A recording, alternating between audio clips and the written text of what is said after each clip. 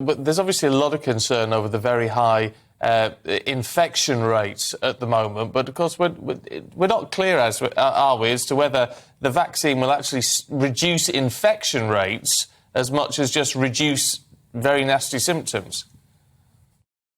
Yeah, that's correct, Stephen. So the vaccine really helps protect against illness and death. It's less effective against stopping infection. So people vaccinated can still get infected, but they're likely to have a very mild infection rather than more serious infection. So the benefits are really against the more serious illness rather than against infection, where the protection is unfortunately quite limited.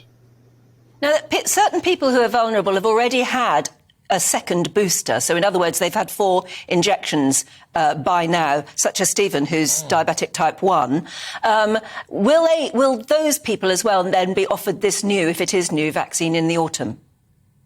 Yes, they'll offer a booster as well, so those people will have an extra booster compared to other adults. So yes, that will be the case. They'll have an additional booster this autumn once it's available.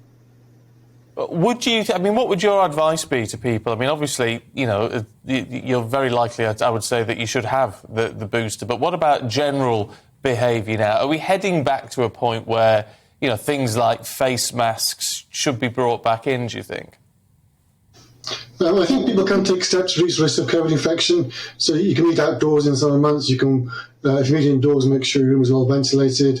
You can make sure use hand sanitizer or hand washing to reduce risks as well. You can't wear a face mask also, you know, if you are vulnerable, I think. So I used to wear a face mask when I'm out shopping and on public transport, but that's a personal choice now. There's no mandate for that. I think it's very likely that we'll bring that mandate back unless rates become very, very high in the future.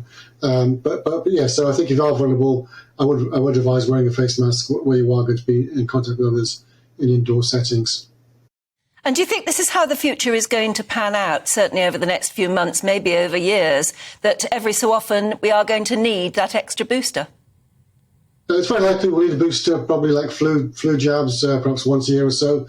The long-term hope is that we'll have vaccines that will stop infection. So perhaps in 2 or 3 years' time, we'll have new vaccines that can stop infection like we do for measles and other viruses. So then, in which case, hopefully we can stop this process of boosters.